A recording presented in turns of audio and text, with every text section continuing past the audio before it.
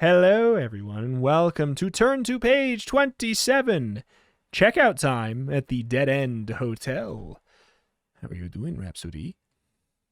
I am doing excellently well, Rita. And yourself?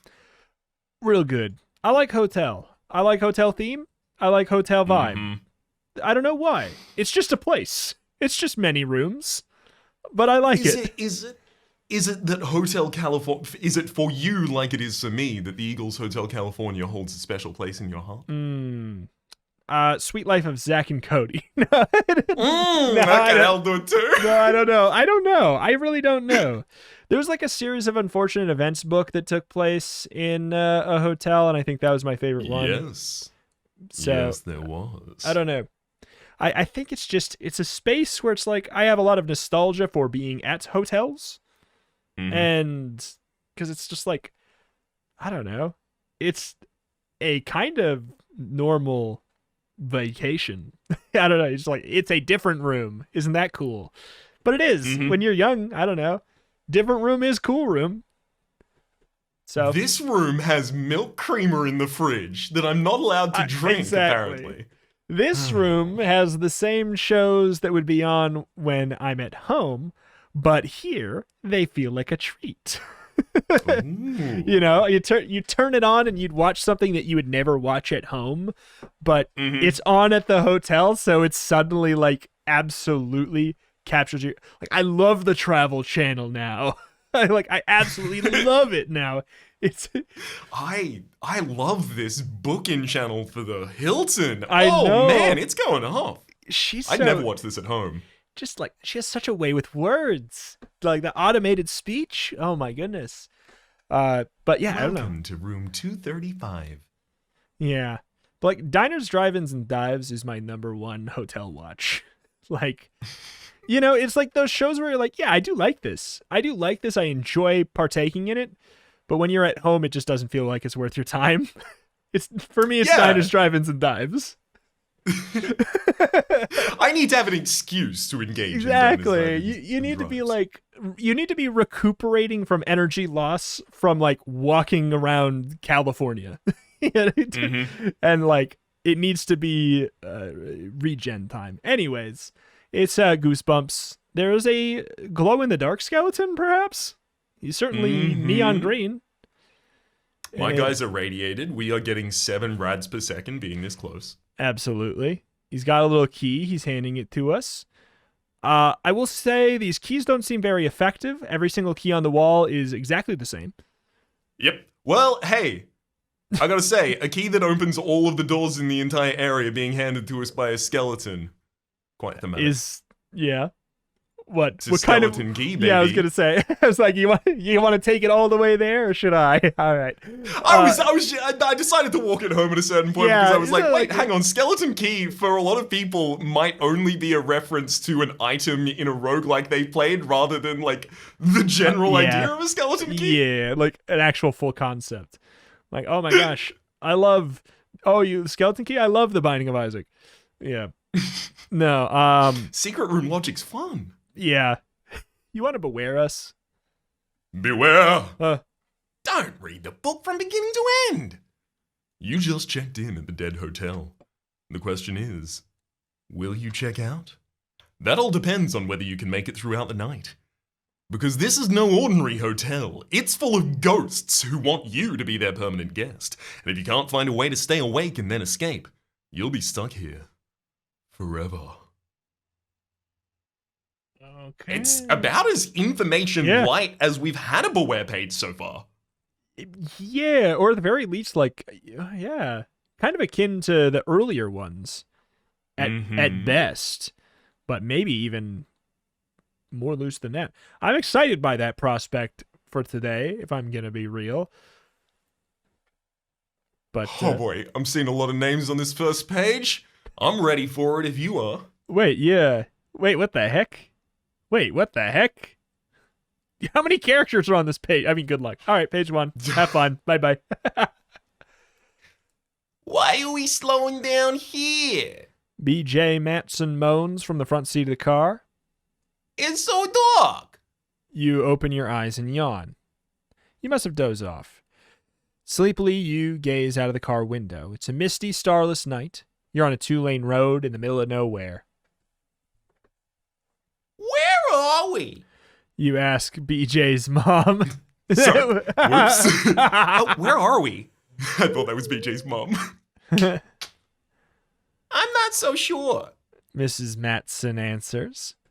The car sounded funny, so I pulled off the highway. We need to take a mechanical look at the engine.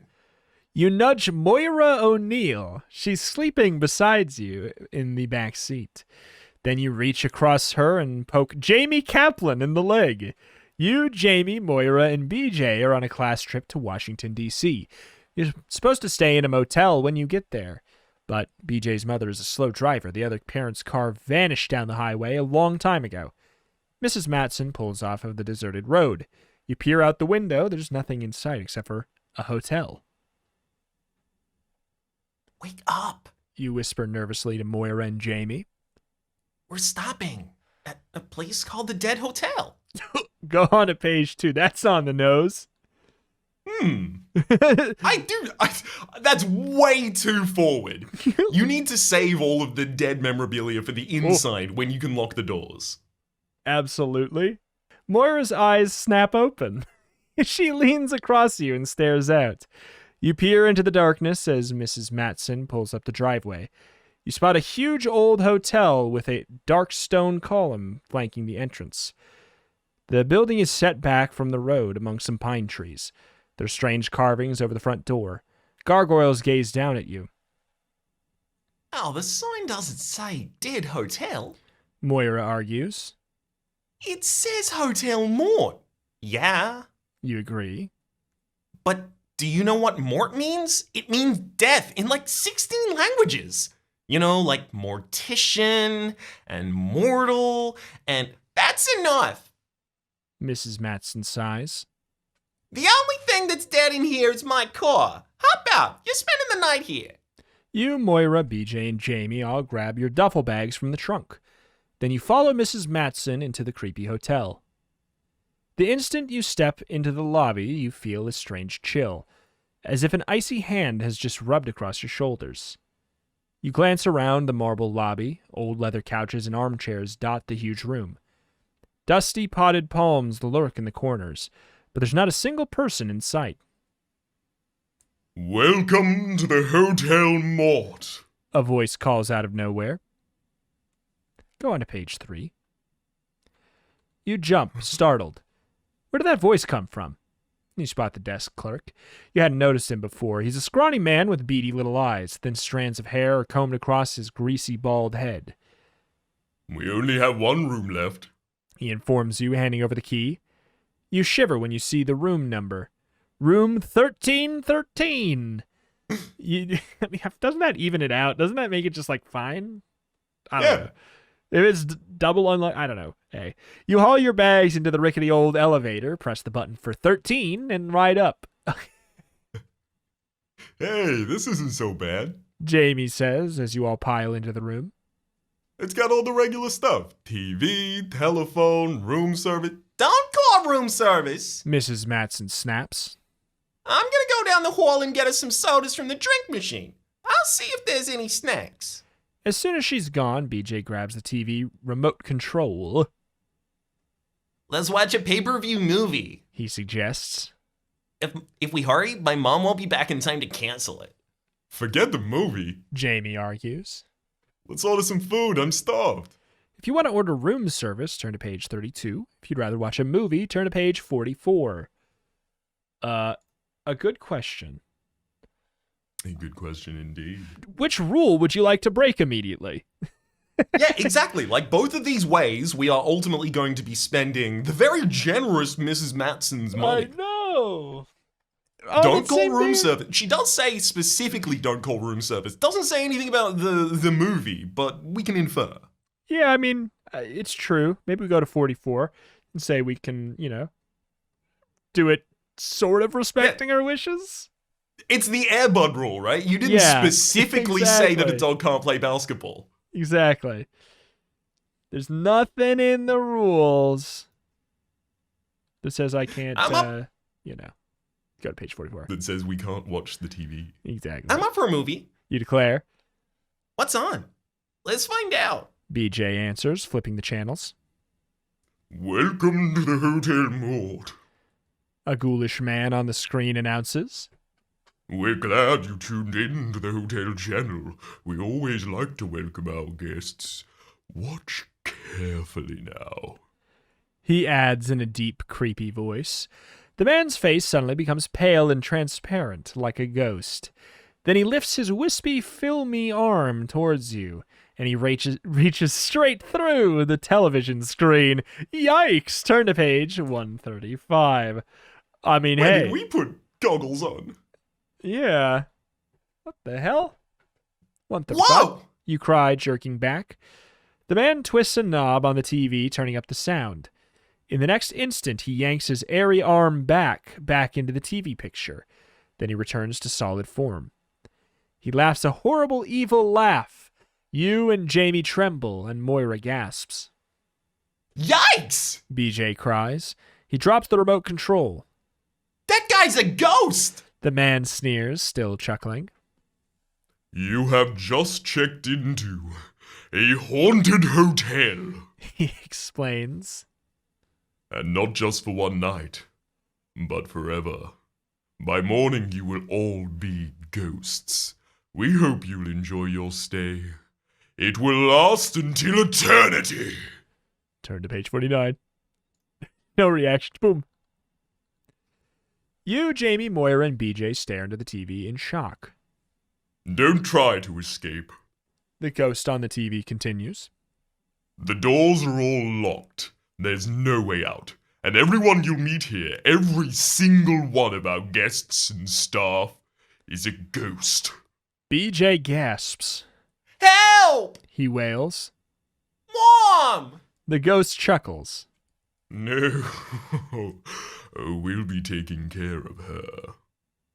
Wow. Jamie murmurs. Good night now. The ghost adds.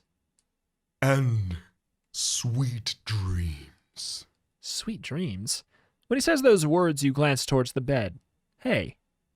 Sweet dreams from Hotel Mort. That's what's printed on the wrappers of the 4 little mints. The mints are resting on the bed pillows. You hurry to the bed and pick up a mint. Look! You announce. Sweet dreams, that's what the ghost said. And it says the same thing on the wrapper. Oh, don't eat it. Moira warns quickly. I'll bet it's a Tide Pod. Those mints will probably kill us. Or maybe just put us to sleep forever. Turn to page 68. I was fully expecting a do you eat the strange mint in this scenario. I think we have to face that on the next page. We just need one more page worth of debate about whether or not we should do that. Yeah, that is true. You're probably right. Jamie twists his mouth into a sneer. Don't be ridiculous. He scolds Moira. You're afraid of a mint? He marches to the bed and grabs a mint. He reads the words on the wrapper. It's just candy. He insists. Then he tosses it to you. Here, catch. Eat it. I dare you. It's not legal to lie on a nutrition label, you know? Like, Mm, they don't want to get arrested. exactly. You stare If at you put poison in your candy, you have to write it on the label. the... True. That's the FDA rules that. Yeah. You don't want to mess with the FDA. But hey, if you say it's poison, they're like, all right. Yeah, Sure. can't do anything about Yeah, that. Sure, sell it at Walmart. I don't care. Yeah, you can sell that type. Hey, it's like have the meals there. I mean, why not? You stare at the green foil wrap mint in your hand. Why would I take this dare, you wonder? Easy answer. You always take Jamie's dares. You can't resist. But before you can unwrap the mint, the phone rings. Wait a minute, you think? Who'd be calling you here? Nobody knows that your car broke down. No one knows that you're at Hotel Mort. Weird. So what are you going to do? Eat the mint or answer the phone? If you answer the phone, page 20. If you eat the mint, page 52. I mean, I hate to hard guide us here, but I want to eat that mint. I am certainly very curious about the mint. I'm just trying to get my pen to work so I can write down our path. 52, 20. Okay. So there is also No part thought. of me that feels Eat mint. like, on some level, this is kind of being run as almost like a proto-escape room not really being like a concept or phenomenon at this period of time. Yeah. Like, we were given a hint, even, that was relevant to something in the room. I think that's it. I know. Hey, if the word eat was there, I'm already on that page. I'm on 52. Jamie stares at you, his eyes drilling into yours. Oh, I ate the mint. I dare you. I double dare you. He taunts. This is stupid, you think as you unwrap the mint. But you can't help it. Jamie has a way of making you act like a jerk, and you love poison. You pop the chocolate candy in your mouth and chew. You say with your mouth full. A moment later, your eyes close, your head feels dizzy, and then you slump to the floor in a twisted heap. Oh no. Will really be your last word on Earth? Turn to page 78.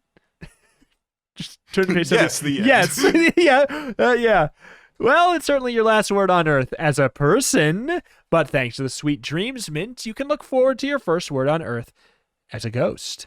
Don't be too upset. You managed to get back at the creeps who turned you into a ghost in the first place. You play so many practical jokes on the regular ghosts that they decide to haunt some other hotel.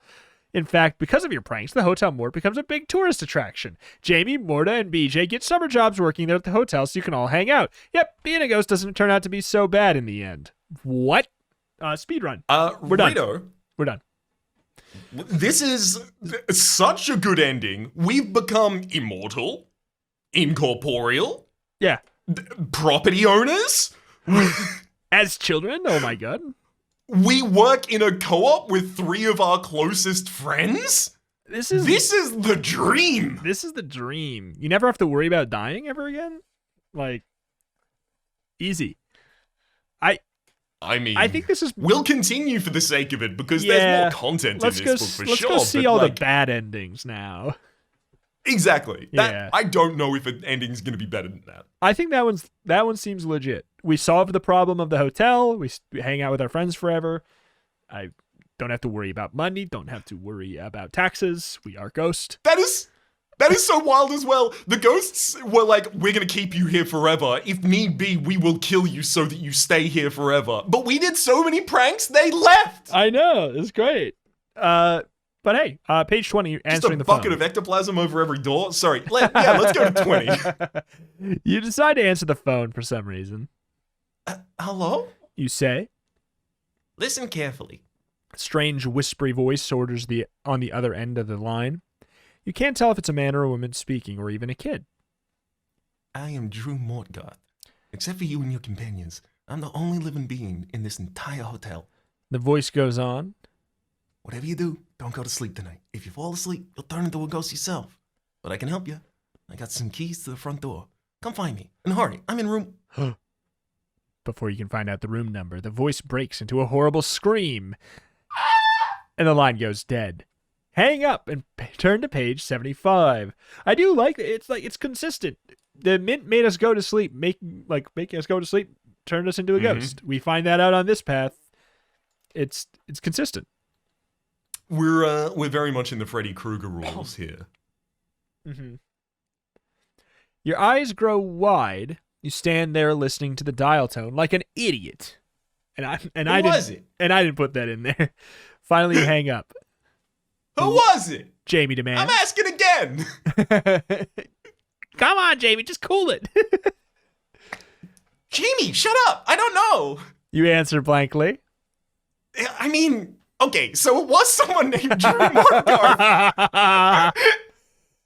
He said he's the only human being alive in the hotel, if he even is a he.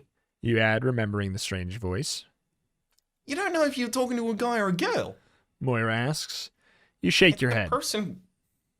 The person whispered, I couldn't tell, but whoever it was warned us not to fall asleep or we'll fall into ghosts. Turn into ghosts, rather. Ghosts? BJ repeats. His voice quavers with fear. Cool. Jamie exclaims. This place is awesome. Drew promised to help. You continue. He said, or she said. Moira cuts in. He said he. You glance at Moira. Or she had keys. But before he or she could tell me what room I had to go to, I heard a scream and the line went dead. What are you waiting for? Jamie exclaims.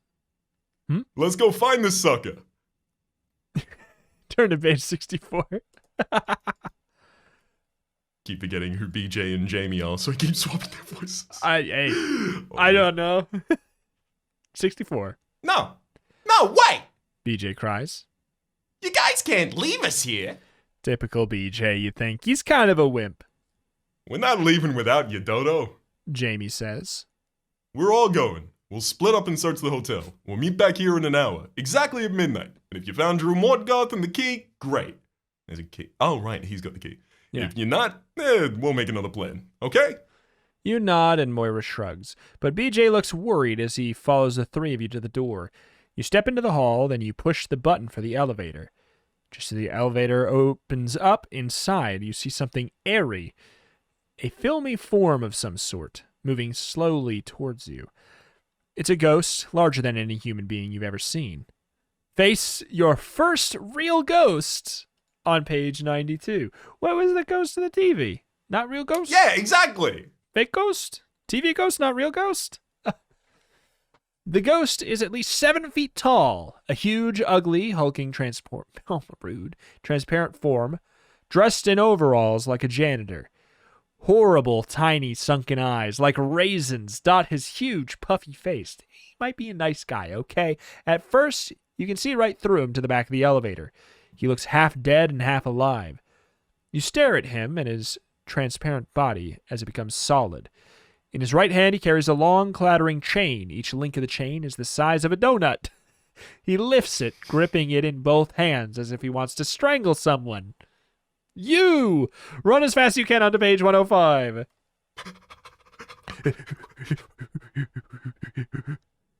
Run! You scream to the others. You turn left and race down the hall. Your heart pounds as you push through the emergency door to the flight of stairs. Stumbling, you take the steps 2 at a time, down one flight, then another, and another. Your heart pounds harder and harder. You can hear the footsteps behind you and a clattering sound.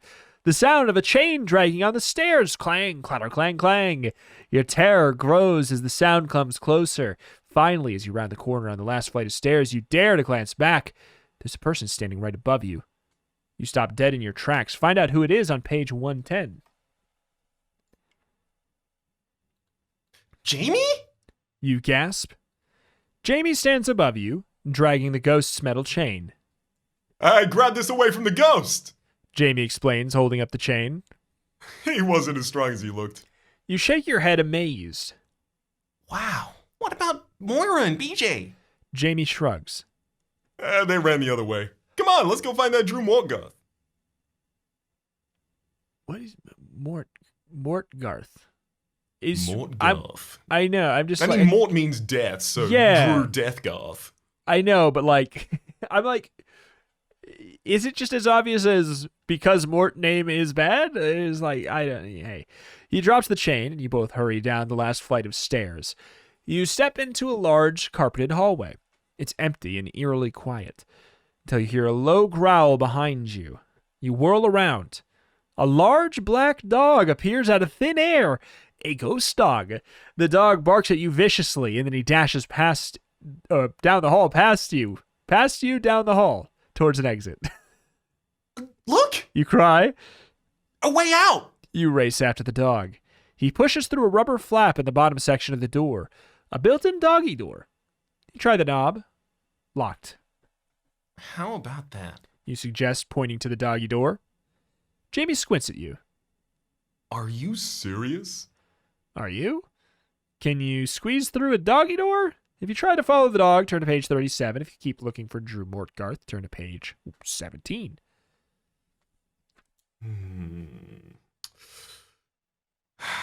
It's like a My meaningful heart. choice. These are like actually... Is it? No, more like, okay, I feel like we can... Maybe the bar was too low, but for the past couple books, I feel like some of the choices have been like more random than before. Mm-hmm. And this, I feel like, I don't know, I feel like I could go on a hunch to one or the other. Okay. You may have more of a hunch than me. here in this instance, because I think what's conflicting here is that I recognize chasing the dog, going through a doggy door, puts us in a compromising position. We're chasing, obviously a ghost. We're a little bit off guard if anyone on the other side of the door's there to attack or whatever. But also it's a dog, so I mean, how can I tell? All right, dog, pet dog. All right, dog, let's do it. Chance for pet. You drop down on all fours and in front of the doggy door. You look stupid. Jamie teases you. I feel stupid. You admit. But you push your head through the swinging rubber flap and crawl inside. By the time you squeeze out, you're all scratched up. It's sticky. Gross. The doggy door is glopped up with saliva from dogs licking it. And poking through with their noses. But you don't care. At least you've escaped from the ghosts. You stand up and glance around. A moment later, Jamie crawls out behind you. All right, now what? He asks, scrambling to his feet. The two of you shiver as you gaze at the deserted road. It's a cold, moonlit night, and very clear. You can see there's no traffic. You turn to the woods behind the hotel. Gnarled, twisted trees loom in the moonlight. You think you spot a faint light way in the distance. Through the woods. It could be a house. Well? Jamie asks. If you go towards the light in the woods, turn to page 14. If you go towards the road, turn to page 58. I have one idea, which Lay it on it's me. slightly minimal. It's basically our car stopped working on that road, and it forced us to stay at this hotel where you can check in, but you can't check out. Effectively, I'm saying that I think they have like an outside man, I guess in this instance, who is the person who takes care of the cars. Effectively, I think that the road is probably patrolled by scouts from Hotel Mort, and that the light in the woods, maybe not. Yeah. I'm down with that. I think that there is maybe like, I don't know, a big magnetic activity bringing planes to the island. I mean, cars to the hotel.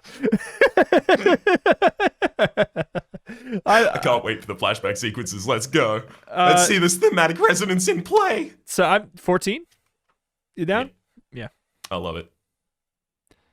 14? All right. Check out that light. You murmur to Jamie. I bet there's a house up there. I mean, in the woods. Jamie nods. Let's hike up and see. Good idea. There is a house up there. Too bad you didn't realize that your face, shirt, and hair are all covered with doggy drool. And doggy drool has a scent on it. A strong scent. Especially to other animals. Like wolves. They can smell your doggy slop face from a mile away. Woof! How! Woof woof!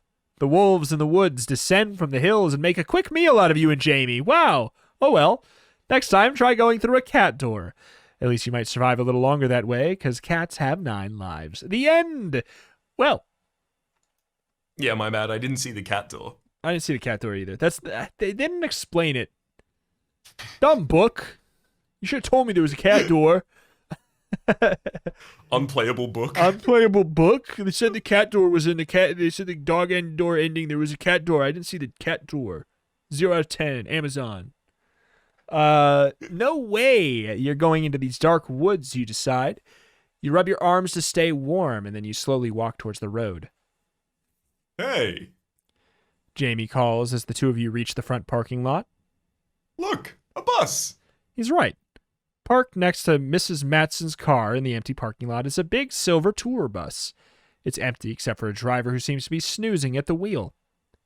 Cool. Jamie cries. This is our ticket out of here. Jamie races ahead of you and climbs onto the bus. You run to catch up, leaping onto the steps, joining Jamie inside. The instant you're in the bus, too far inside to be able to leave, the bus driver awakens. He pulls the lever, closing the bus door. Where to, chums? The driver asks. He tips his hat at you with a grin. But before you can answer, he jerks the bus into gear. Then he speeds out of the parking lot and into the night.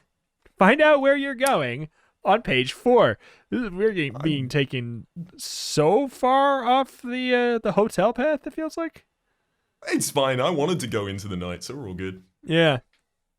Hey, stop! Where are we going? You shout at the driver. You don't sound like you want to go off into the night. You and Jamie exchange scared glances. Buckle up, chums. The bus driver replies. We're going for a wild ride. Oh, he's not kidding. The bus barrels around a curve and tilts onto just one set of wheels. A moment later, the road curves the other way. The bus driver yanks the wheel. The tires squeal. Awesome! Jamie shouts. It's like having a private roller coaster ride or being on a race car track. No, it's not! You scream. He's gonna get us killed! Not all of us. The bus driver comments cheerfully. Uh-oh. You don't like the sound of that. What do you mean? You stammer. Well, The bus driver explains, turning to grin at you. I can't get myself killed because I'm already dead. Ooh, what a surprise. Try not to scream yet. Just turn to page 33. Oh, sorry. Not yet. Ah! You know what? Rito did it perfectly. We're on 33. Already dead? Oh, the words hit you like a punch in the gut. The bus driver begins to fade into nothingness right before your eyes. A moment ago, he was a scrawny man with a tan, wrinkled face, a gray uniform, a gray cap. Now he is nothing. Gone. Vanished. No hat. No man. Enjoy your ride. The ghost says, his voice drifting away. Where did he go? Jamie cries, sounding panicked. Is he still driving? You have no idea. All you know is that the bus is speeding through a pitch-black night, 80 miles an hour, tearing down the highway, screeching around curves, faster, faster. Well, at least it's going around the curves. We gotta take over the wheel, otherwise we're not gonna continue going around these curves! Jamie shouts. You better do it, you figure. You're closest to the driver's seat. Can you really drive the bus? Find out on page 128. You leap into the bus driver's seat. It's empty. Yes. He's gone! Uh-huh. You shout, gripping the huge steering wheel. The wheel is so big you can hardly control it, and the seat is high, your feet don't quite reach the pedals.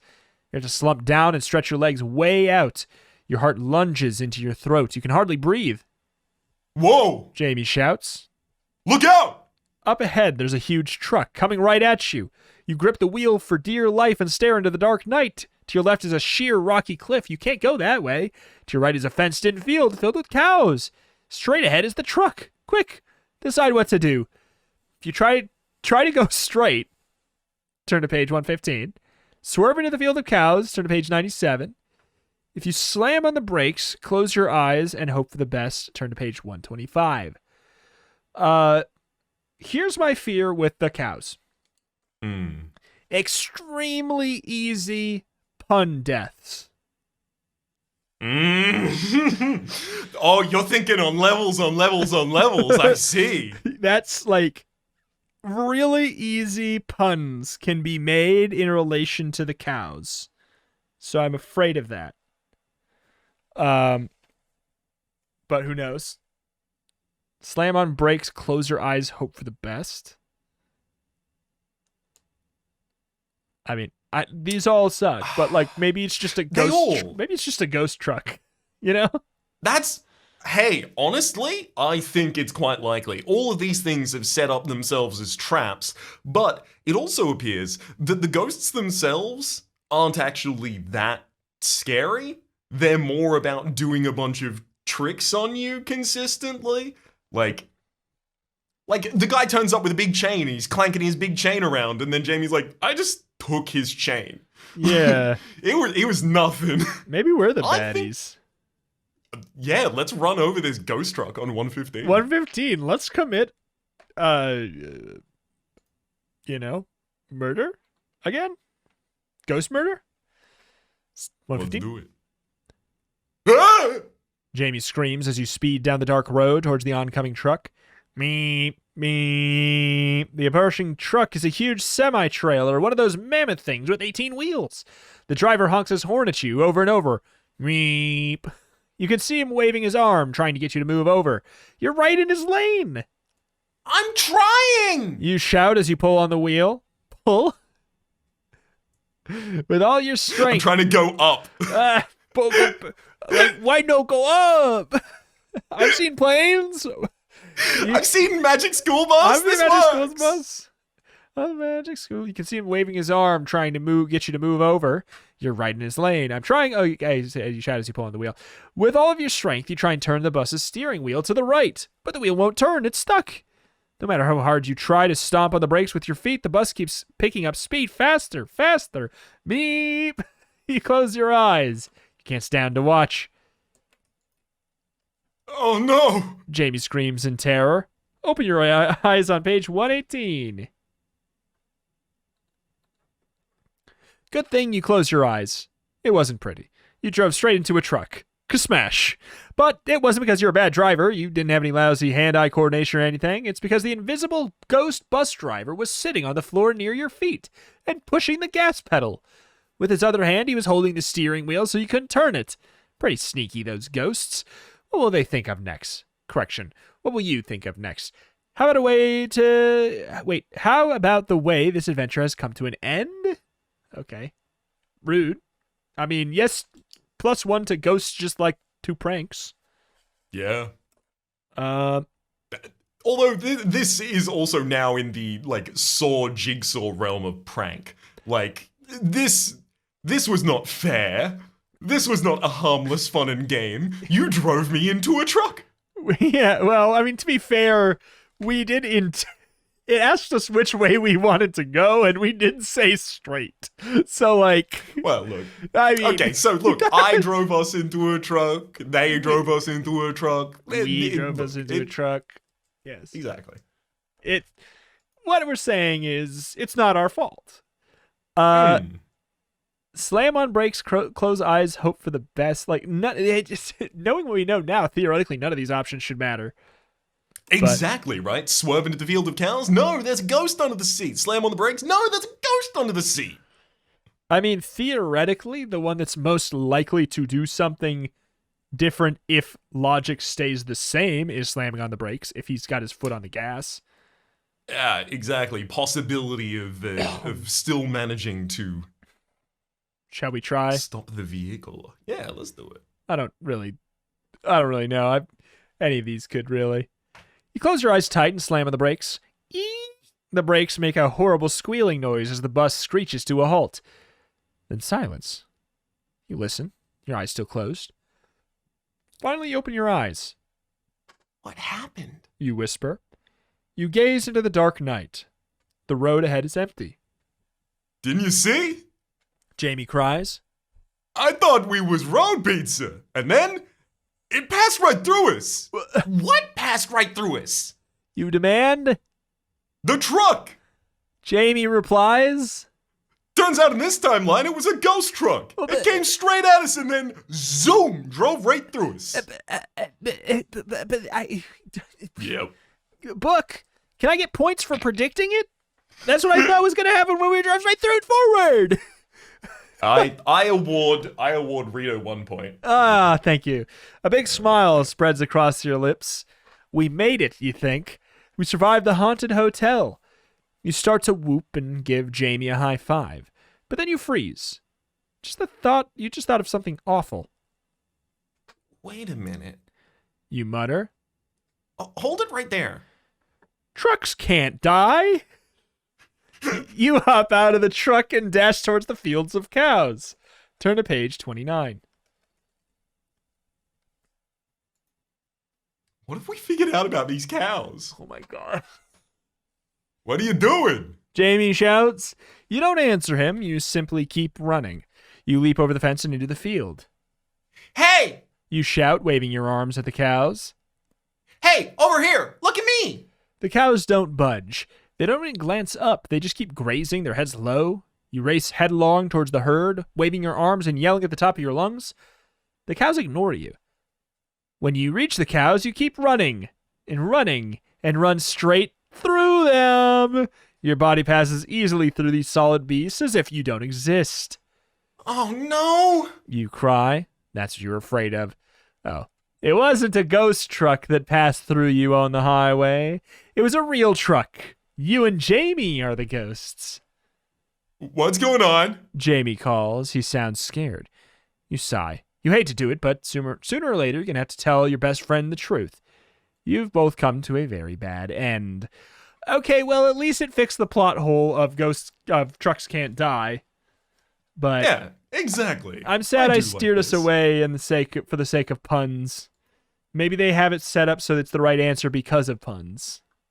I wonder if it's possible that it's still going to kill us. Oh God, that'd be so mean to give us 3 options that all kill us. That'd be so mean. They all take a little bit of a different amount of time to kill us, thankfully. Yeah. Ah! Jamie screams as the truck roars towards you. We're going towards the cows. With a hard jerk, you yank the steering wheel to the right. Kabam! The bus bumps and jerks over the edge of the road into a small ditch. Then it rolls on, crashing and smashing through barbed wire fence until it finally stops. You've driven straight into the middle of a field of cows. Moo. The cows cry, startled by the bus's arrival. Ouch! You moan. You bounced against the steering wheel in the driver's seat. It hurt. Yeah, woohoo, yeah, woo! A crowd of voices behind you cheers. Uh-oh. Turn to page 5. It will not let me. The ghosts of those who've died in this trap before, but they didn't even come up and tell us earlier that the driver was a ghost, so I give none of you credit. Fair. Your head snaps around. Huh? You grunt, staring at the empty bus seats. Oh, you saved us! Yay! Invisible voices cry. Then one by one, the seats begin to fill up with ghosts. At first, they are airy, filmy. Finally, they become solid. You stare in amazement. Your mouth falls open. Every single seat in the bus is filled with ghosts. But not ordinary ghosts. They're ghosts of circus performers. Okay, turn to page 43. You can't believe your eyes. A fat lady lion tamer with the Dietrich the Great. Wait, I believe that will be pronounced Dietrich. Dietrich? I refuse. Dietrich. It's the name. Yeah, I know. Written in sequins on his shirt. 2 women, bareback riders, the flying... Okay. Watusis? A famous trapeze act. A man in the front seat is swallowing fire. His son beside him is swallowing a sword. Cool. Jamie exclaims. What are you doing on the bus? A man dressed as a ringmaster stands up. This is our ring bus, our tour bus, rather. He explains. We're doing a road tour for a 3-ring circus. Too bad we only play for dead audiences. Huh? Does he mean they only play for ghosts? You don't even care. You're just happy to be hanging out with so many interesting people. This is too cool to be true. That bus driver was crazy. The lion tamer mutters from the back. We need someone new to drive. I say just let those kids do it. And that's just what happens. You and Jamie spend the rest of your lives driving the bus for the circus act called The Greatest Ghosts on Earth. The end. When you and Jamie settle down at the end of your lives, both at the ages of 87 and 89 respectively, in order to reflect upon your time and experience, Jamie, wide-eyed, turns to you and goes, "Oh, damn it! What about Moira and BJ?" Yeah. Let's see, I'm just checking all that. So I think we exhausted every... Hold on. I believe that is every side after leaving the house, but not going to the road. Or rather, no, sorry, we did go to the road, and that's the bus. So yeah, everything after leaving the house. Literally everything. I mean, to be fair as well, that I think that is technically what... I think we've gotten 2 things that would maybe be classified as good ends. Or a good end and an ambiguous end. But I'm happy to look for Drew still. I too, especially considering it seems central to the narrative. Yeah, like it seemed ambiguous. Even though it was technically not. It was supposed to be like, no, you love this. You love that your whole life is now this. It's still, I mean, like it's great and all, but also the main plot. Exactly. And the other people who are now trapped here forever. Yeah. 17? Forget the doggy door. Jamie says. We can't fit through there, and I do not want to be driving around Connie's all day. Let's go find Mortgarth. You eye the small opening. You decide Jamie is right. Okay. You reply. But we need a plan for finding Mortgarth. I say we take the elevator to the top floor and work our way down. Just search every room. Great plan. Jamie comments. Except for one thing. How are we gonna get into all those rooms? Knock? You respond half serious, half joking. Jamie rolls his eyes. Yeah, right. We're gonna need keys. Where are we supposed to get keys? You demand. The desk clerk has them. Jamie answers. I say we sneak into the lobby, do something crazy to attract his attention, and then we steal the keys. I don't know. You hesitate, remembering that the ghost on the TV said there weren't any living humans in the hotel. What if the desk clerk's a ghost? Yeah, it could be. Safe bet, safe bet. We found ghost truck. Jamie agrees, then his eyes light up. On the other hand, maybe the desk clerk is Drew Mortgarth. Let's go! Jamie takes off without waiting for you. Hurry and follow him on page 24. You follow Jamie through the silent carpeted halls. The old hotel gives you the creeps. It's too quiet, too big, and too filled with ghosts. You're starting to feel sleepy. You yawn and blink. Don't fall asleep, you urge yourself. You shudder, remembering Drew Mortgarth's warning. You gotta stay awake or you'll wind up a permanent guest at this haunted hotel. You and Jamie pause in a huge archway leading into the lobby. This place looks empty, but was that the sound of a newspaper rustling? You shiver, feeling almost certain that someone is nearby. But you can't see anything unusual. Jamie doesn't seem to notice. Listen. He whispers. One of us is gonna have to act crazy, just to get the desk clerk's attention. Then the other person can sneak behind the desk to steal his keys. What do you want to do? If you want to be the one who acts crazy, turn to page 88. If you want to steal the keys, page 63. You know what? Here's my little, 51 to 49 push, is Drew, good lord. Jamie doesn't seem especially perceptive. Yes. Maybe he'd be better utilized as, distraction rather than, sleuthy, steely, sneaky. I think that's very valid. Here's my complicating 5149. He took those chains very easily. That's true. I just took it. So I don't really know care. if he was surreptitious or furtive or I don't know if he was particularly hidden about any of the actions he took in that instance. I would imagine he'd be a better distraction. I'm down to 80. Let's do it. Oops. 80, 80, 80. Uh-oh. Please hold. Please hold. Please hold. Will we turn to page? Please hold. Will we turn to page? Your attention is valuable to us. Please hold. Will we turn to page? Okay. All right. 88. I believe this is incorrect. What? 88? So it's us choosing if we want to act crazy or if we want to steal the keys. Oh, shoot. So for him to act crazy is 24. 63. 60. Sorry, yeah. Please hold while we turn to page. Please hold. Your attention is valuable. Please hold. Okay, 63. I'll try to steal the keys. You tell Jamie. You just go do something crazy in the lobby. Okay. Jamie agrees, his eyes lighting up. Before you know it, he's off. He dashes into the lobby and starts shouting at the top of his lungs. Peanuts! Hot dogs! Get your nice hot peanuts here! In a flash, the desk clerk is out from behind his desk. Hey, you can't sell peanuts here. He says. You don't have a peanut license.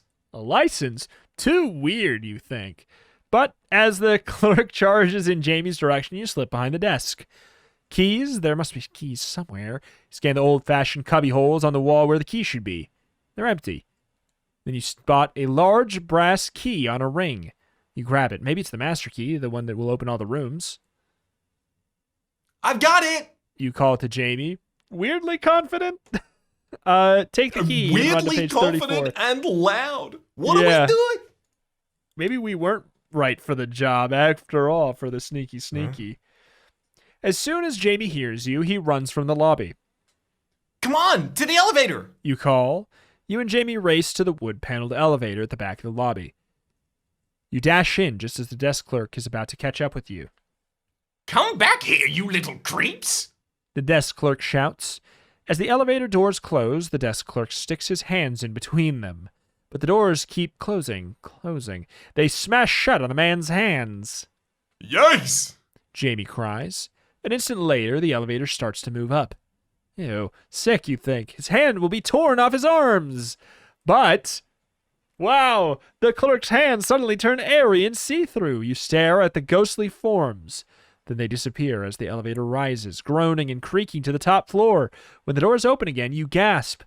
Guess who's standing there, waiting for you? Turn to page 77. BJ. The same dude. Yeah. I mean, oh.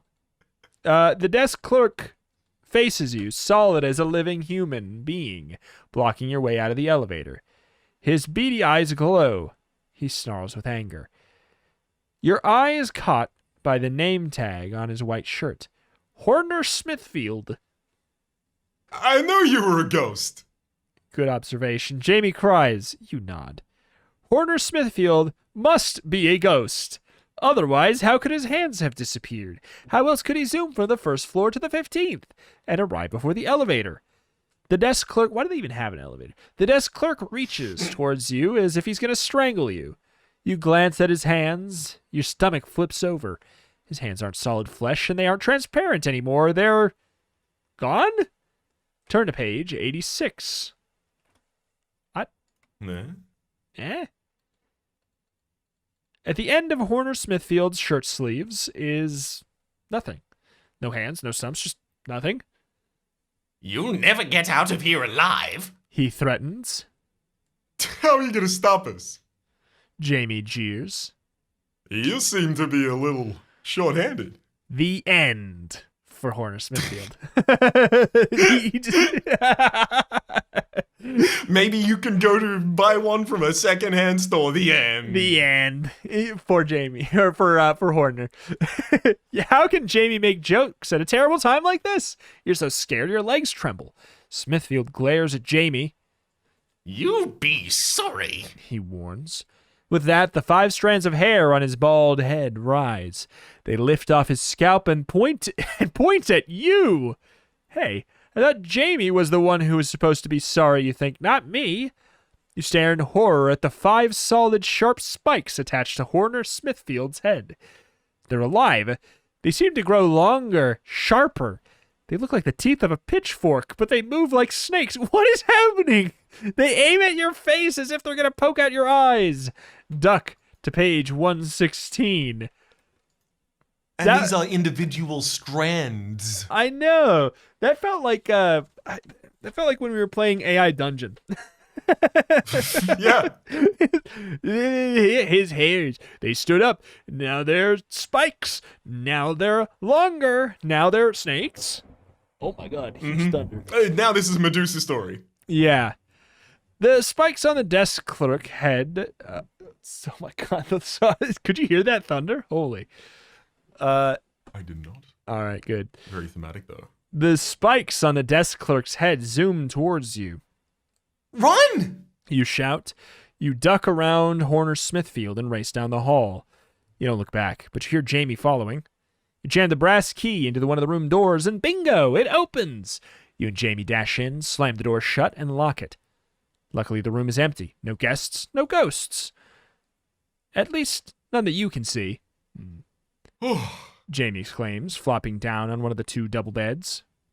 Talk about a bad hair day. Who's having a bad hair day? A girl calls out. You stiffen. Where did that voice come from? The closet? You and Jamie eye each other. Now what, you wonder, gulping. Let's get out of here. Jamie whispers. You're not so sure. That voice sounds familiar. Should you open the closet and see who it is? I mean, I think it is... who's it? What's it? Moira? It could be Moira. It could be Moira, or it could be on the phone, because they're like... Drew? Yeah, because they're like... They kept making a point to be like, you couldn't tell, you know...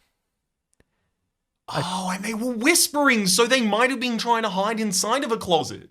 That's... My guess is this could be it.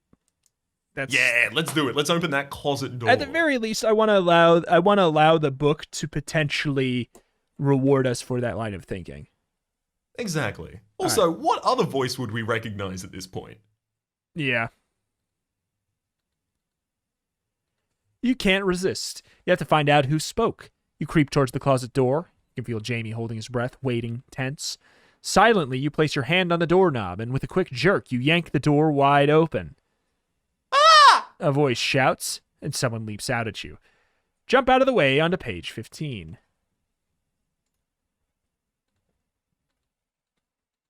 You scream, leaping out of the way. Jamie sputters behind you. It's Moira! Oh. Moira! You squeak. What are you doing here? Moira gives you a sneaky smile. Oh, hiding. She explains, looking pleased with herself. I was just hiding from the ghosts. You shake your head. Well, don't do that! You complain. I mean, don't jump out and scare me. The place is already creepy enough. I know. Moira replies. I just couldn't help it. I heard your voices. I thought it'd be fun. You roll your eyes. Some fun. You snap. Don't get nasty. Moira snaps back. Or I won't take you to Drew Mortgarth. Your eyes open wide. You found Drew Mortgarth? Turn to page 57. A shiny Drew Mortgarth, first edition, too. Oh my god. PSA 10? Oh my god. Oh my Indeed. God. Sells for 8.7 USD or a regional equivalent. Oh my. I'm gonna eat it. It probably tastes good. It's 57. it's like gold flake, right? It's Yeah. not about the taste of the thing. It's about knowing Yeah. you've deprived the rest of the world of that resource. Exactly. Yeah. That's why I put gasoline on all my food. Moira replies proudly. I do that because I'm a side character from the series Cars. Yes. I found Drew Mortgarth. He's a kid just like us. The last in the Mortgarth family. He lives in a secret room on the first floor. Wow. Jamie exclaims. How'd you find him? Oh, BJ and I were trying to hide from the ghosts. Moira explains. So we snuck into the kitchen and found a secret room behind the freezer. Come on, I'll show you. You have to go through the meat locker to get there, though. You and Jamie follow Moira out of the room. That explains it. Jamie comments as you reach the hall. Explains what? Moira asks. Why are you so cold? Jamie replies. I mean, there's a chill in the air around you. You know, just like the ghosts. Your stomach does a double flip. Just like the ghosts? Oh no. What if the ghosts already got to Moira? Then she'd be... Uh-oh. Is she one of them? Do you trust Moira? Turn to page 84. If you think she's a ghost, turn to page 126. What if you trust Moira and think she's a ghost? Then I think you have to go top down, so you still have to go for the trust Moira option first of 84. Theoretically. Which honestly is where I'm leaning, because like... Yeah. I just... Let the ghost attack me. I want to, give kindness out and have... Exactly. I would prefer to have the rug pulled out from underneath me, being a trusting fella, than to just assume bad. You decide to trust Moira. She doesn't seem like a ghost, but besides, meat lockers are cold. Oh, we can't take the elevator. Moira declares, leading you to a stairway. Drew told us to stay away from it. The ghosts are always in there, even if you can't see them. Where's BJ? You ask her. Oh, he's with Drew. Moira replies. He was too chicken to come looking for you guys, so I had to come alone. Typical BJ, you think. The three of you hurry down the back stairway to the first floor. Then Moira leads you down a set of swinging double doors. They lead into an old hotel kitchen. The kitchen is empty except for a bunch of giant pots and pans. You shudder when you spot the glistening knives and meat cleavers hanging from a rack on one wall. You follow Moira towards a thick steel door with a big handle. It's a big walk-in refrigerator or meat locker. Moira opens the door and motions for you to go in. After you. She says. Okay. Enter the meat locker. on page 28. Yeah, okay. Or not. Or maybe. A blast of freezing cold air drifts out at you from the meat locker. Hurry up! Moira urges. I hear someone coming. But why do we have to go in there? Jamie asks. From the squeak in his voice, you can tell he's as nervous as you are. Because there's a secret room behind this one. Moira explains impatiently. See that door? She points to a small wooden door on the far side of the meat locker. That leads to Drew Mortgarth's room. Oh, Jamie agrees. okay. Shivering, Jamie steps into the meat locker, and so do you. That's when you notice something. There's no food in there. Hey, where's the beef? You demand, staring at Moira with wide eyes. Turn to page 80 for the setup. Oh my God. Moira smiles at you strangely, but she doesn't answer your question. Instead, she pulls the door to the meat locker closed, locking the three of you in. What'd you do that for? Jamie shouts, horrified. You study the huge metal door. Your heart sinks. There's no handle on the inside. No way to open it. No way out. Now we're trapped in here. You moan. No, Moira says slyly. we're not trapped in here. You are. Bye-bye. All at once, she becomes transparent, thin and airy and film-like. Oh, no. Jamie cries. She's a ghost! I knew it, you want to yell. But before you can even open your mouth, Moira floats through the metal door, leaving you and Jamie shivering and locked inside. Hurry to page 103 before you freeze, still somehow not dead on this path. We committed no sins. We were too trusting, if anything. I know, but I'm just surprised at how long this is happening with no death. It almost feels like this might be fine. Your teeth start chattering so hard that you can barely talk. Open the door. You chatter at Jamie. You point to the small wooden door, the one on the far side of the freezer. The one Moira said would lead to Drew Mortgarth's secret room. Jamie's shivering too. He rubs his arms with his hands to keep warm. Doesn't seem as if he doesn't want to stop rubbing them long enough to reach for the door. But finally he edges closer to it, lifts the steel handle. You and he peer into the small dark space on the other side of the wooden door. What's in there? You stutter. Find out on page 114. Your eyes finally adjust to the dark. A tiny bit of light from the meat lockers filter into the adjoining room. Then you see what's behind the wooden door. Nothing. It's not Drew Mortgarth's secret room. It's just another part of the freezer. Jamie wails. Moira tricked us. You try and answer him, but you're shivering too hard. You suddenly remember the last thing that you said to Moira. Where's the meat? Where's... Yeah, sorry. It's weird when it's like that. Now you know. It's all good. You're the meat. Dead meat. And cheese, dude. Yeah, brutal as hell. That many pages? 126. We think she's a ghost because she's too cold. I mean, like, it's logical. It's fair. It's a fair jump. It's a fair assessment. I just wanted to... Hey, well... Right. I wanted her to still be on our side. I did agree, like, that maybe she was locking us in the room and it was doing, like, a Goosebumps, like, are you being betrayed? And then we were going to go through and meet Drew, and it was like, no, you're not. I was hoping. Alas. Hold it! You squint suspiciously at Moira. How can you still be cold now? I mean, you've been hiding in a closet. The cold air from the freezer wouldn't cling to you that long. I mean, hey, don't put us on blast. Moira gives you a nasty glare. Oh, we were in there a long time. She snaps. Oh, and if you don't believe me, you can just ask BJ's mom. She was with us. BJ's mom? Your eyes widen. You wonder if she's a ghost, too. Where's she now? Jamie asks. In the secret room. Moira answers. With Drew Mortgarth and first edition copies of all your favorite comics. Okay. Jamie agrees.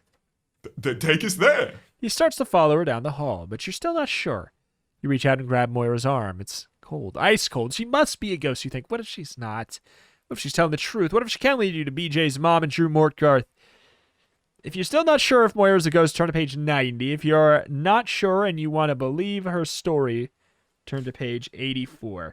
So 84 is absolutely the, it brings us just back. So Yeah, so we're sure you're a ghost. Let's go to page I mean, I 90. am sure that she's a ghost, so for what it's worth. Don't trust her. You shout at Jamie. She's a ghost. I know it. No way. Jamie shakes his head, but to your amazement, Moira smiles and nods. Okay, it's true. She admits, flipping her red hair off her shoulders with her hands. I am a ghost. Watch. When you see what she does next, your mouth falls open. Little by little, her head begins to fade into nothingness. It totally disappears. Moira twirls in a circle in the hallway, headless. Pretty cool, huh? She declares, although you can't see her mouth or any part of her head.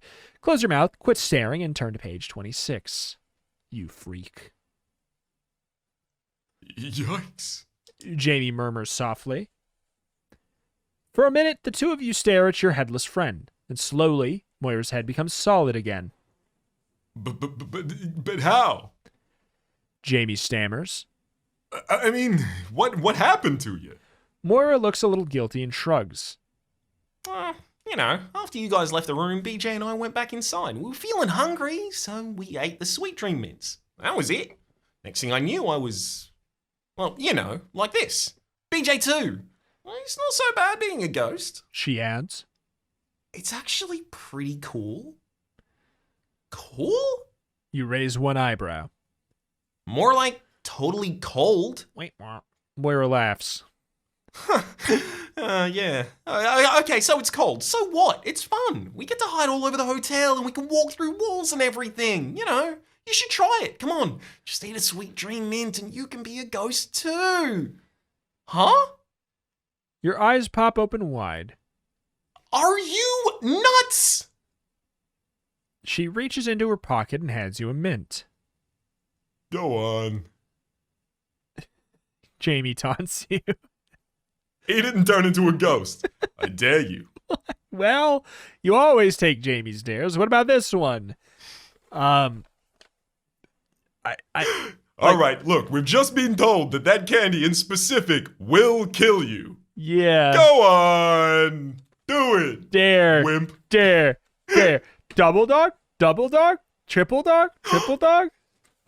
All right. Call me crazy. I don't want to eat the mint.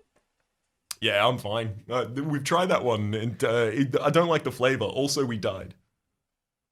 It's true. Please hold. Page is loading. Oh, Your your attention. loan has expired. Oh, Would you like to okay. pause for a second here? Yes. Okay. 100. Give me a break. You snap at Jamie. I'm not gonna eat that stupid mint. I don't want to die. Jamie rolls his eyes. I know that jerk. He mutters under his breath. You were supposed to pretend to eat it. Then we could get out of here. But never mind. I'll just run for it, I guess. Jamie takes off, running down the hall towards the elevator. You follow him, your feet pounding the carpeted hallway. You glance at the old-fashioned elevator dial ahead of you. It's a half circle above the elevator door with numbers for each floor. A brass hand sweeps around the numbers to indicate what floor the elevator's on. It's almost here. Keep running. Jamie shouts. Behind you, you can hear Moira's footsteps trotting after you.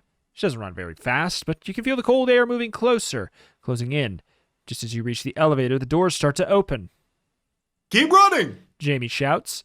No problem, you think. You couldn't stop if you wanted to, and you definitely do not want to. Leap into the elevator on page 93. You and Jamie leap through the doors into the pitch-black elevator. Ah! You scream as you fall. Ah! Jamie's scream is even louder. Both of you let your cries of terror out as you fall down, straight down into a dark shaft, falling, land on page 92. Wait, 72? 92? Mm-hmm. 72? 72. Okay. You fall 16 floors all the way from the top of the hotel to the basement and land with a crunch. For an instant, you lie on the floor dazed. Just for an instant. What happened? The doors opened, you ran in, and then, oh yeah, now you remember, the elevator wasn't there. You and Jamie leaped into the pitch-black elevator shaft. Weird, you think? How come it didn't hurt when you fell? Jamie mumbles something and lifts his head from the floor. What did you say? You ask him. I said, how come it... Did it hurt when you fell from heaven? Yeah. Did it hurt? Actually, I'm cold, buddy. Jamie repeats. I'm freezing cold. You squint at him in the dim light of the basement. You can see just the faintest outline of his head, shoulders, and body. You start to panic. Did he say cold? You're shivering yourself. You glance down at your own arms and legs. You can barely see them. They're transparent. See if you show up on page 12. Come on. Oh, lucky we didn't break anything, at least, though. It's true, it's true. We're ghosts! You cry, shivering and rubbing your arms together to keep warm. Awesome. Jamie exclaims, his teeth chattering. What's so awesome about it? You moan. We're stuck in this creepy hotel forever, and we'll never get to see any of our other friends again. Who says? Jamie replies, jumping to his ghostly feet. Before you know it, Jamie floats away, passing through walls, flying upwards. You don't know how you do it, but you follow him. Just by using your mind, you're able to go anywhere you want to go instantly. When you stop floating and you find yourself back in room 1313, the room you started in. What are we doing here? You ask Jamie. He doesn't answer you. He just rummages through BJ's mom's purse until he finds a slip of paper. Got it! Jamie cries, holding up the paper triumphantly. Got what? You demand. Find out on page 60. The number of the entire... Oh, what? I'm not even gonna... I'm not gonna preempt this just in case. It's the phone number. Jamie announces with a sneaky grin. Of the hotel where the rest of our class is staying in D.C. So? You ask, still bewildered. So I say, we call him. He replies. Call the other parents and our teachers. Tell them we need help. Tell them BJ's mom disappeared and they'd better all come here right once, to help us. But then they'll get trapped here too? You respond slowly. They'll all become ghosts just like us? A huge grin spreads across Jamie's face. I know. He admits. But that way, we'll have friends. We'll never be lonely again. He pauses. I dare you. He finally adds. So of course you do it. After all, you can't resist Jamie's dares, except for the one you just did to get this ending. The end. We gotta die. I thought it was going to be the number for the non-copyright infringing ghoul smashers who Oh. you absolutely must phone.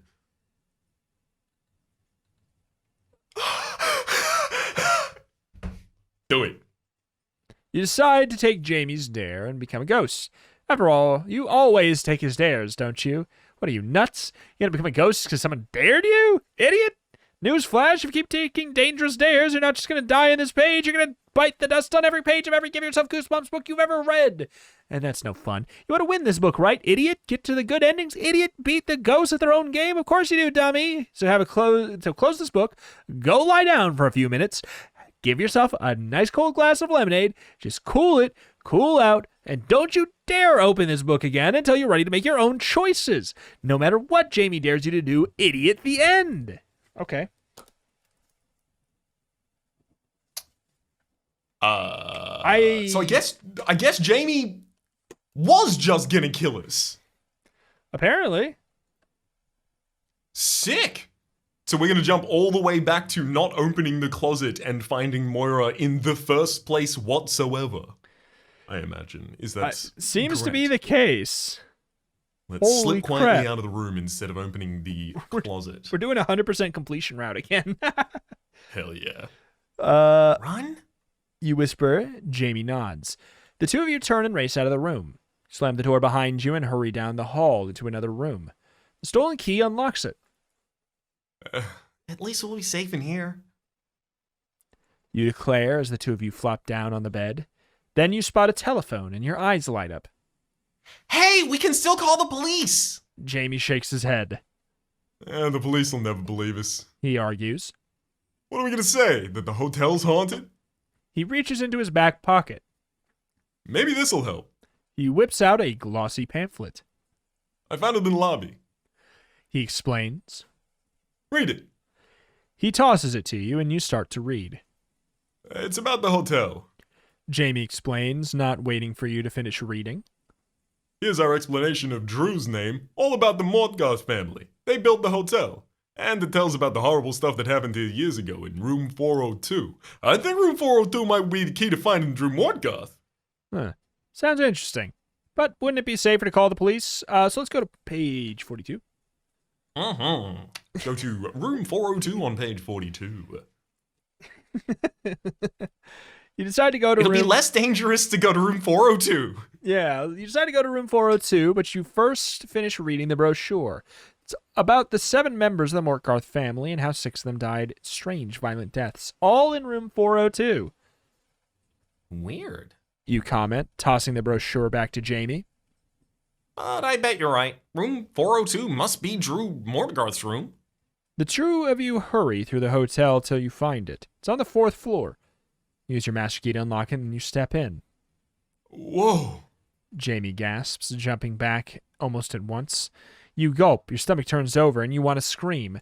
Get a grip and turn to page 132.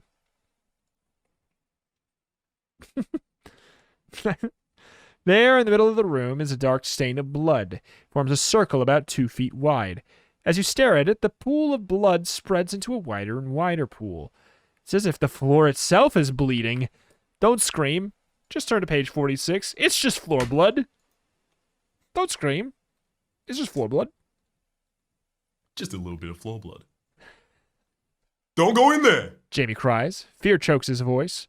For a moment, you stare in horror. The blood stain spreads even more, creeping towards you. Then a wall starts bleeding, as if it's telling you that someone died with his blood splattered all over it. A moment later, the moaning starts. You hear it from 100. You hear 100 voices wailing, as if calling you from your graves. Go away, get over. The voices cry. Away, far away, go. Let's get out of here. Jamie urges you. You want to run, you really do. But the room holds you there. Seems to have some power over you, making you stay. A minute later, the voices stop moaning. The walls stop bleeding. The stain on the floor disappears. Turn to page 89. Oops. Habit. 89. Come on. You stand in the doorway to room 402. It looks perfectly normal again. No blood on the floor, no stains on the wall, nothing. Jamie gasps at you, totally freaked out. What just happened? He whispers. I don't know. You answer. Maybe the spirits who died in this room are still here and they're warning us to leave, maybe? Let's take that advice. Jamie says quickly. Come on, that Drew Mortgarth person isn't even here anyway. But maybe there are some clues here. You start. Then the phone rings. You gulp and slowly step into the room to answer it. Hello? You're so nervous your voice squeaks. This is Drew Mortgarth. A voice on the other end whispers. Come to the dining room. I'm waiting for you. Then, click, the line goes dead. Is this a trap? Should you do what the voice on the phone said? Hurry to the dining room on page 130. Explore 402 further on page 23. I am deeply intrigued by what's going on with 402, but I also do feel like maybe the spirits are in there and they're warning us to leave. It sort of seems to be the case. But a strangeness occurs. The spirit's there. Well, I mean, we slowly step into the room in order to answer it, and we get the voice of Drew Mortgarth. Hang on. Is it possible Drew is one of the dead Mortgarths? Seems possible. But he said to us, or they said to us, they were one of the most, or the only living, or they're the only living person? Living being. Whoa, wait.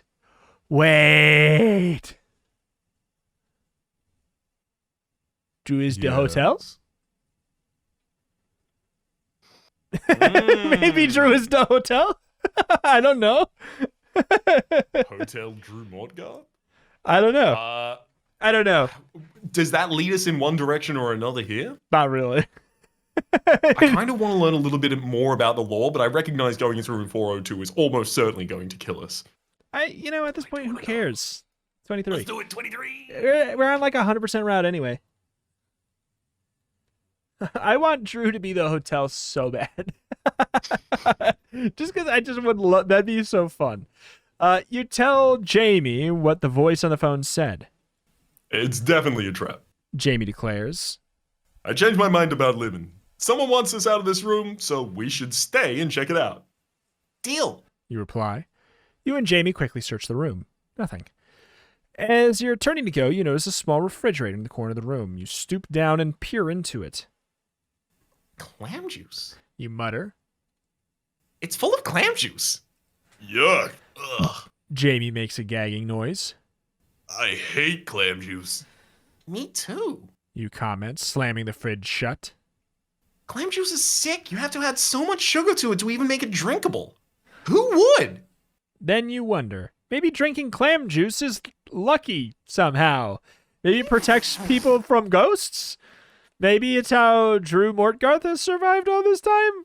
Drink some clam juice on page 107. If you don't, go to 130. Clam juice? Thoughts?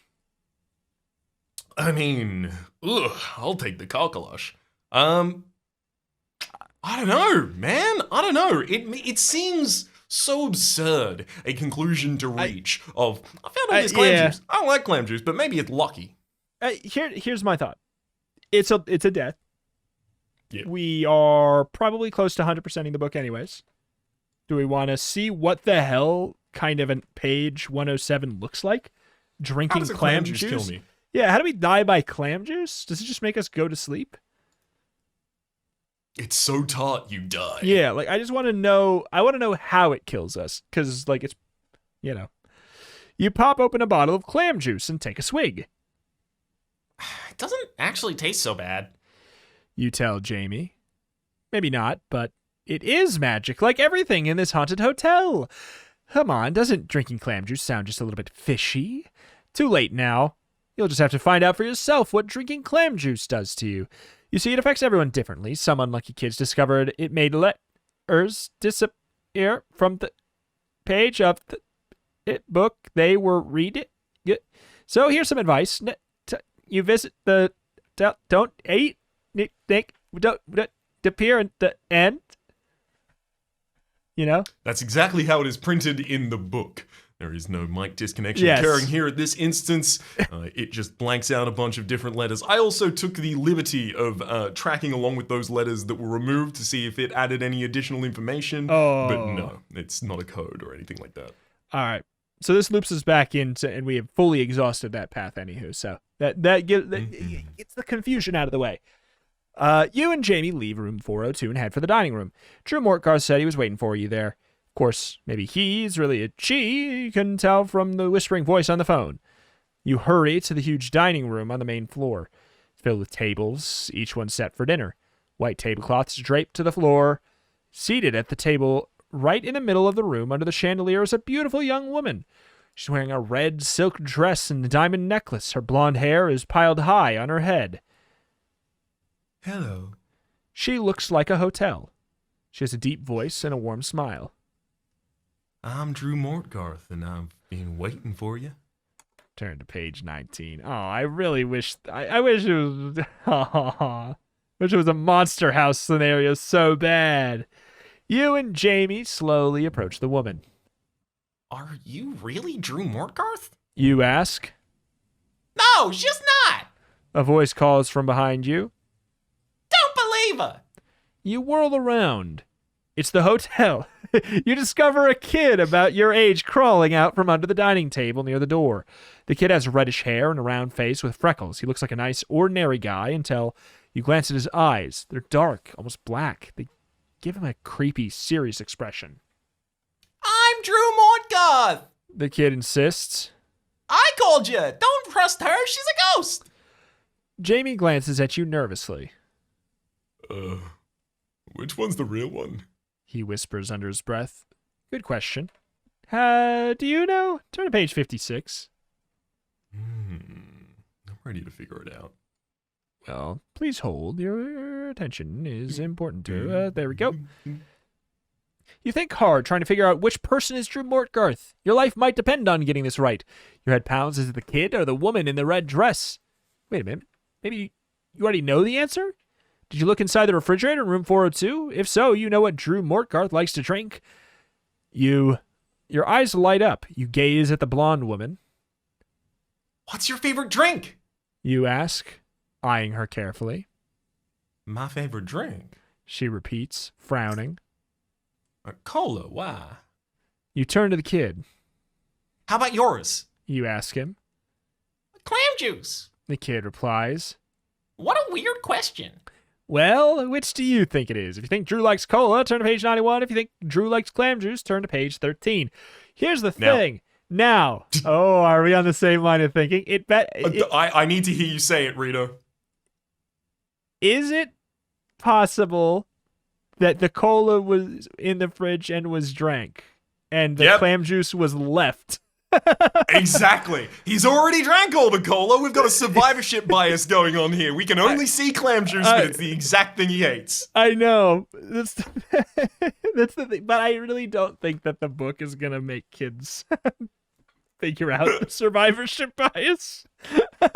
You're right. I don't think they will, but I love the idea that they would entertain it. I think he likes clam juice. I think he likes clam juice too, but I love that we both thought that immediately. You remember all those cans? Oh, wait, there were more than one can. Okay, well, if there were a lot of cans of clam juice, maybe. I don't know. You remember all those cans of clam juice in the fridge in room 402? It's the kid. You whisper so only Jamie can hear you. You and Jamie turn and dash towards the boy. Come on, Drew. Jamie shouts at him. Let's run. Drew spins around, the three of you both out of the dining room, as if 20 monsters were chasing you. But actually, nobody's chasing you. Not even the woman in the red dress. She's not fast enough in her high heels. But you can hear her voice laughing as you speed away. She calls. Fools, you'll never escape. You follow Drew Mortgarth through the lobby and down the hall to a broom closet. When you're all inside, he locks the door. What are we doing in here? Jamie demands, out of breath. Just give us the keys so we can get out of the hotel. Drew's dark eyes seem to reflect no light. I can't give you the keys, he says softly, a sad note in his voice.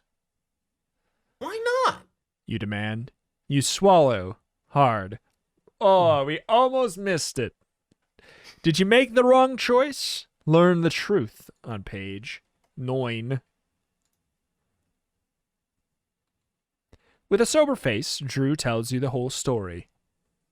I'm the last of the Mortgarth family, he explains. My great-grandfather built this hotel. It's been bad luck since the beginning. First, my great-grandfather died while he was staying in room 402. Then, every single one of my relatives died there. Some by accident, some were murdered. Their ghosts came back and took over. Now they're haunting this place, turning all the employees and guests into ghosts. Now everyone who stays up here ends up dead by morning. But why didn't you die? Clam juice, Jamie asks, his eyes wide. I mean, you sleep here every night, right? Drew nods. The ghost can't hurt me because I'm a Mortgarth, he explains. You gulp. But you called us. You blurt out. You said you had the key to get out. Drew hangs his head down, looking guilty. I lied, he admits. I'm trapped in here too. I wanted you to come find me so you can help me get out. You and Jamie exchange looks. Terrified looks. Oh, we're sunk. Jamie moans. Totally sunk. Sink or maybe swim on page 27. Drew Mortgarth shakes his head. There's a way out of the hotel, he goes on. At least there used to be. You perk up. Really? You ask. Where? When? In the old days. Drew answers. Even after the ghost came, we could always get out at checkout. At noon. The doors were locked the rest of the time, but at noon they would automatically open just for 1 minute, and we could go out. I don't know why, but a few months ago it stopped working that way. Hey, Jamie exclaims. maybe they changed checkout time. Well, did they? If you've met the ancient ghost who smells bad, you might know the truth. The ghosts did change the checkout time, but what did they change it to? Check out the answer on page 62. Oh my god. No cheating. Did you meet the smelly old ghost? If so, did he tell you what the new checkout time is? If you do know the new checkout time, write the number down. Add 27 to the number. You'll have a 2-digit number. Turn to the page. That is the same number. Remember, it's a new checkout time plus 27. I mean, Unfortunately, we don't know the new checkout time, so we have to go to page 85. Here I thought we were doing the full completion route. Apparently there was a whole line we missed earlier. apparently. Maybe there's a new checkout time, You tell Jamie. but we don't know what it is. I say we go with the old one. Huh? Sorry. So much thunder. Jamie grunts. Why? Drew just told us it won't work. It doesn't work for him, You point out. but maybe it'll work for us. Maybe the doors will open. Jamie nods and shrugs. Yeah, worth a try. He says. The three of you decide to hide in the broom closet until a few minutes before noon. Then you and Jamie creep out. You sneak into the lobby and crouch behind a chair. Although there's no reason to hide, the lobby seems to be empty. Drew squats down beside you. It's 1 minute till noon. Drew murmurs. Silently, the three of you count to 60. Get ready. You whisper. Get set. Go! Your blood pumps wildly as you jump up and dash past the desk clerk racing to the front door. Don't stop running until you get to page 25. The noonday sun streaks in through the double front doors. Where do you think you're going in such a hurry? The desk clerk calls in a nasty tone of voice, but you ignore him. You lunge at the front door and grab the handle and pull. Yes, it opens.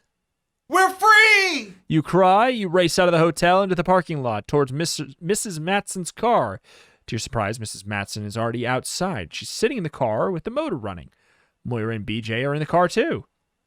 Jump in, sweeties! She shouts, waving her arms frantically for you to hurry. You glance over your shoulder looking for Drew, but he's not following you. He's standing back at the hotel in the open doorway, waving goodbye.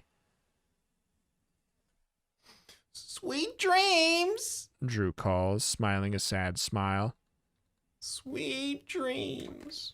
With that, Mrs. Matson guns the engine and zooms away, leaving the Hotel Mort far behind. Turn to page 127. Hey, what about Drew? Jamie protests as Mrs. Matson speeds down the deserted highway. We gotta go back for him. You nod and start to agree, but you're so tired, so sleepy. You lean back in the corner of your seat and close your eyes. Drew's words echo in your head as you doze off. Sweet dreams. Hours later, you wake up and glance around. Out the car window, you can see the Capitol building. You made it to Washington, D.C. We're here! BJ's mom chirps. You blink. Wow. You mutter. What happened? What about the car trouble? And how did you guys escape from Hotel Mort? Mrs. Matson twists her head around to glance at you in the back seat. What car trouble? She asks. And what Hotel Mort? We've been driving for 8 hours straight, and you've been sleeping the whole way. Was it really all just a dream? Sorry, there are some things that you'll just never know. In the end. Wah, wah. I'm assuming this is... I've been marking it down. We've exhausted everything on this side of the route, pretty much. So I'm thinking... Maybe not. I'm assuming that this is divided into 2 sections, and maybe the other section has the Smellyman. And that's just the ending point. That's my guess, but I don't know. The Smellyman being the ending point on the other one. This definitely seems like a mixed victory. We did have, of course, the full victory basically 5 minutes in. So we've been in overtime true. since then. That is true. I think that this is more or less the full route of our path. Just from looking. I think there's one additional thing, which is I do think that there would be a death in an earlier one or some, loop back into the original line that would give us the smelly before finishing the book on the other one. Gotcha. Yeah, because it just tends to have contiguous ones. Yeah. But either way, it's an hour 30 at this point, and it seems like a pretty logical wrap-up point, and I couldn't tell you even slightly where we would have to go to try and find a Smellyman. And he lied so much to us? Yeah. Number one, about the key, so many lies. Number two, the eternal damnation for that kid. Yeah. Number two, not being just a dream. Liar. Exactly. But I don't know. I'm good. I'm satisfied.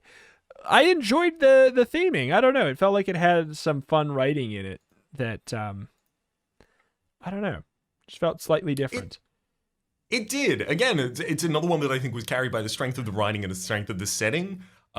And although it did have a lot more instances of like, hey, have you interacted with this thing before? There were still a large amount of like, flip a coin. Are you going to die or not? And those ones, I always just want to have a little bit of a reason to go one way or the other. Yeah. Or like, yeah, you can. And it makes sense. Like, because you don't want it to just be like, here's two choices, one that's obvious, one that's not. Well, just try and set up a situation where they're not. Where it's not obvious, but you can use a hunch, because it often is like it presents you with two choices. Give yourself goosebumps. Like, here's two choices. One seems obvious, or one seems more logical. One seems not. But it's just a 50-50. It's like, are we playing logical today or not? You know, it's kind of what it is. Like, are we playing logical or not? Are you trying to get me with the gotcha? And that's totally. It's kind of how these are to an extent, but. I like them. I really like them anyways. I like them for what they are, and they are very campy, very fun, very enjoyed. And I liked this one. I like this one extra despite the fact that it was kind of like a wild goose chase death hunt book where like it was like, here's a choice that's going to kill you in 4 pages, like a lot. But I still really liked it from the writing and the theming, carrying it a lot. Indeed, agreed. But hey, is there anything you want to shout out at the end here? You want to make sure we say, et cetera, et cetera? Nothing in particular springs to mind for me instantly. Yeah, I'll take a rest from shouting out the books we need. If you've been listening to the podcast, you know which books we're looking for at this point. And turn2pagecast@gmail.com is the location to reach out to us with, things, inquiries, or help finding those books, et cetera, et cetera. Make sure to subscribe to the YouTube channel, youtube.com/turn2pagecast. At turn2pagecast. Check those out. Like the videos, things like that. If you really would like to help, that'd be wonderful. But hey, I guess that's it. Thank you for listening. I mean, look, you can rate the podcast on whatever you happen to watch it or listen it through. I'm just saying, it's the kind of cool thing you might be able to do to help us get a couple more eyes on the podcast, grow the community, keep doing the podcast stuff, Yeah, it'd be cool. But hey, I ain't gonna force you. You're not stuck in this hotel. You can leave whenever you want. But yeah, thank you everybody for listening. We'll see you next time. Bye-bye. Bye.